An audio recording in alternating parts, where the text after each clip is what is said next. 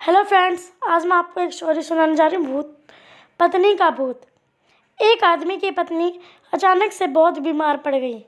मरने से पहले उसने अपने पति से कहा, मैं तुम्हें बहुत प्यार करती हूँ, तुम्हें छोड़कर नहीं जाना चाहती। मैं नहीं चाहती कि मेरे जाने के बाद तुम मुझे भुला दो और किसी दूसरी औरत से शादी करो। वादा करो कि मेरे मरने के बाद तुम किसी और से प्रेम नहीं करोगे, वरना मेरी आत्मा तुम्हें चैन से नहीं जीने देगी। और इतना कहकर वो चल बसी। उसे जाने के बाद कुछ महीनों तक उस आदमी ने किसी दूसरी औरत को तरफ देखा नहीं।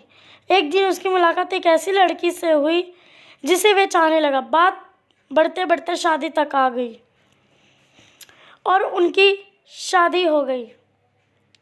शादी के ठीक बाद आदमी को लगा कि कोई उससे कुछ कह रहा है। मुड़कर देखा तो वो उसकी पहली पत्नी की आत्मा थी। आत्मा बोली, तुमने अपना वादा तोड़ा है, अब मैं घर रोज तुम्हें परेशान करने आऊँगी। और इतना कहकर वो गायब हो गई। आदमी घबरा गया। उसे रात भर नींद नहीं आई। अगले दिन भी रात को उसे वही आवाज़ सुनाई दी, मैं तुम्हें चैन से जीने नहीं दूंगी। मैं जानती हूँ कि आज तुमने अपनी नई पत्नी से क्या क्या बातें की। और उसने आदमी को अक्षरशः एक एक बात बता दी। मास्टर बोले, ये प्रेत आत्मा बहुत चालाक है। बिल्कुल है, तभी तो मेरी एक एक बात उसे पता होती है। आदमी घबराते हुए बोला। मास्टर बोले, कोई बात नहीं, मेरे पास इसका भी इलाज है। इस बार जब तुम्हारी पत्नी का भूत आए तो मैं जैसा कहती हूँ तुम वैसी करना। उस रात जब आत्मा वापस आई तो आदमी बोला, तुम इतनी चालाक हो, मैं तुमसे कुछ भी नहीं छिपा सकता और जैसा कि तुम चाहती हो मैं अपनी पत्नी को छोड़ने के लिए भी तैयार हूँ, पर उसके लिए तुम्हें एक प्रश्न का उत्तर देना होगा और अगर तुम उत्तर ना दे पाई तो तुम्हें हमेशा हमेशा के लिए मेरा पीछा छोड़ना होगा।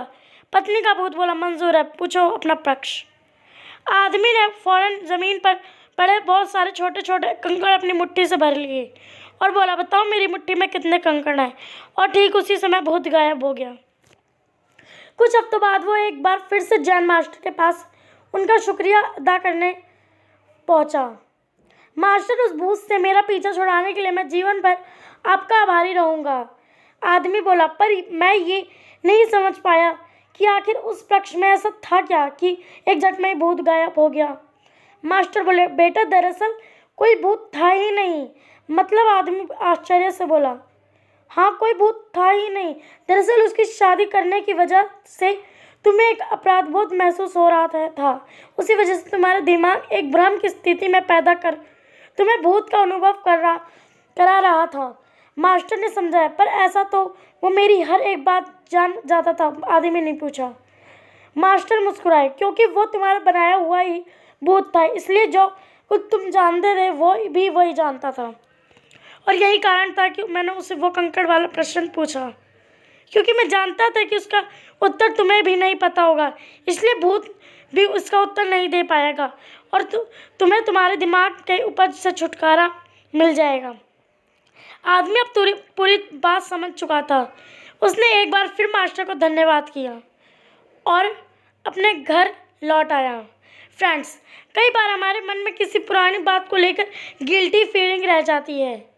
कहानी में भूत का आना उसी तरह की फीलिंग का एक्सट्रीमी फॉर्म है, पर अधिकतर मामलों में हम किसी पुरानी घटना को याद कर अफसोस करते हैं और कभी कभार खुद पर क्रोधित भी हो जाते हैं।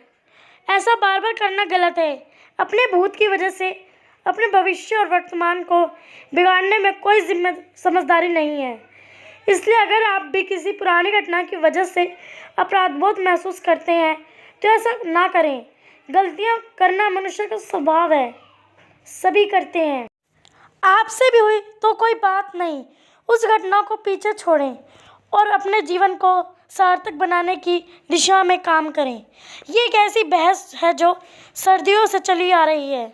जहाँ करोड़ों लोग मानते हैं कि भूत सच में होते हैं, वहीं बहुत से लोग ऐसे भी भूत या आत्माओं से अस्तित्व लेकर आते हैं।